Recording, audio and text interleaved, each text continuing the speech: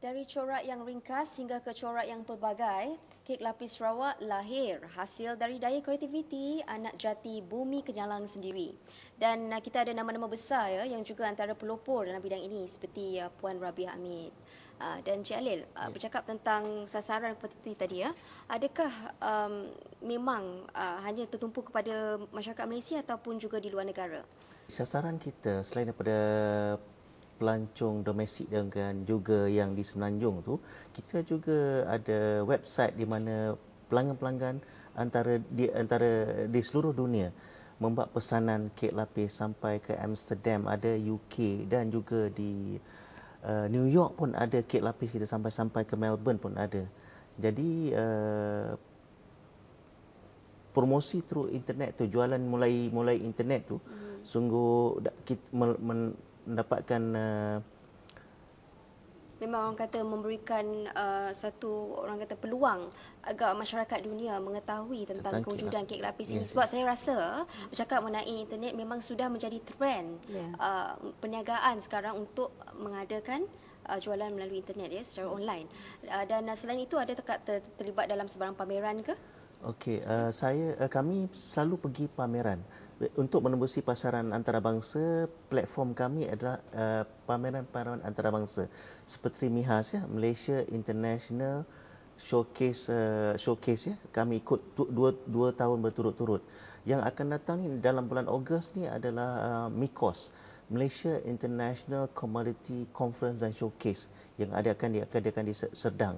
Dan juga dalam bulan Ogos ni juga agensi-agensi yang membawa kami ke antarabangsa seperti Fama yang akan bawa ke Singapura dan juga ke pun. So inilah exhibition antarabangsa ni adalah platform untuk kita menembusi pasaran antarabangsa, Janas. Jadi perancangan untuk menembusi pasaran di luar negara itu memang sudah ada lah ya.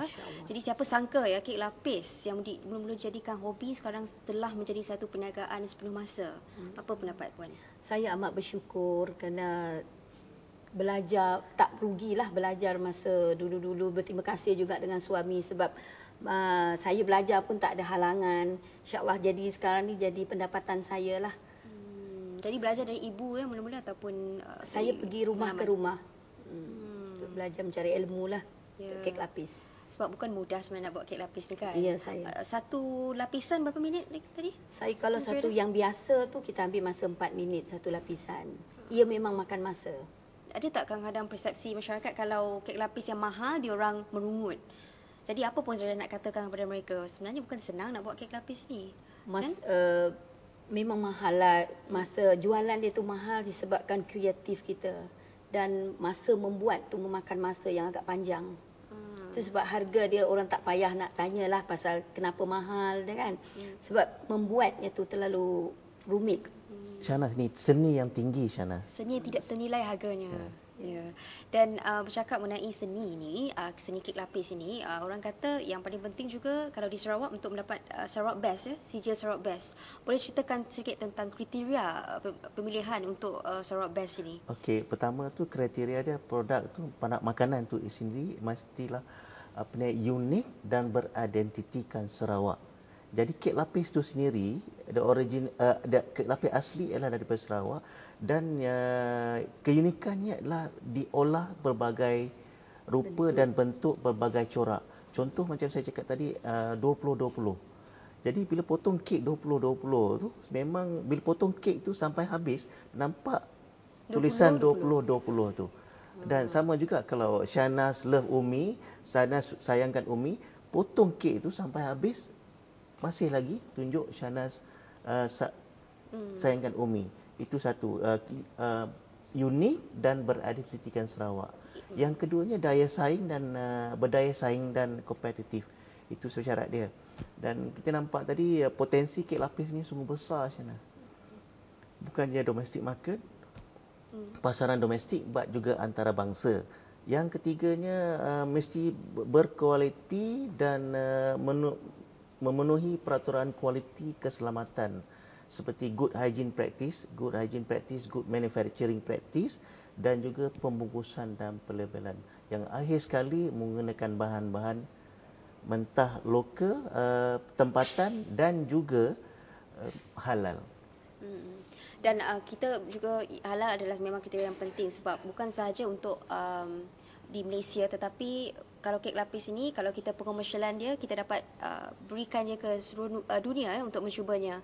Tapi yang paling menarik perhatian saya ialah kalau di Dewan Kek Lapis yang paling saya suka ialah dia sangat bersih, mementingkan kebersihan dan kualiti juga. Kualiti. Cik Ali ada sebarang nak tambah mengenai itu? Untuk mendapatkan pensajian halal tu Shahnaz. Pensajian itu bukan bahannya suci saja, tapi premisnya bersih. Kebersihan bukan setakat premis saja, pekerja-pekerja bersih, cara handling, cara pemprosesan kek lapis itu bersih, dan juga tentang keselamatan di tempat perniagaan itu, di premis itu sendiri. Saya memang suka mencuba sesuatu yang baru ya. Jadi apabila penerbit meminta saya membuat sendiri kek lapis, bermula alamak.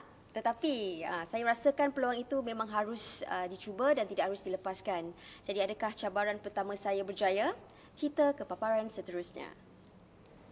Okey Shahnaz, nak buat sisik ikan ni saya perlu tunjukkan Shahnaz macam mana cara nak buat sisik dia ya.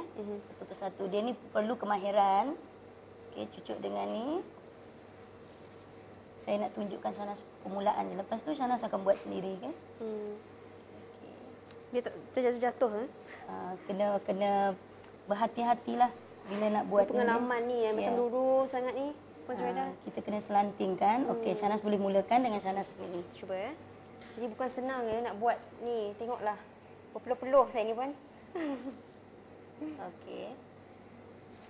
Jadi kepada mereka janganlah merungut terlalu mahal dan sebagainya kerana proses pembuatannya memang rumit ya dan kita kena fokus. Buat kek ni kena ada minat. Tak ada minat memang dia rasa susah.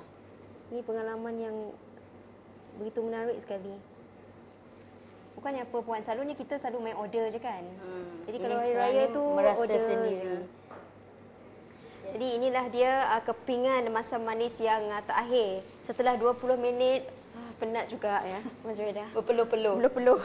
Okey. Lapisan ni memerlukan 8 lapisan dan memerlukan masa untuk membakar dia 8 jam. Maksudnya kita 8 kali kita kena buat 8 lagi. kali. Terus kita masukkan dalam oven. Okey. Masa membakar ni kita perlu hati-hati jugalah, takut dia warna dia bertukar menjadi terlalu terbakar sangat tak cantik. Okey Shahnaz, inilah kek sisik ikan yang hampir siap. Jadi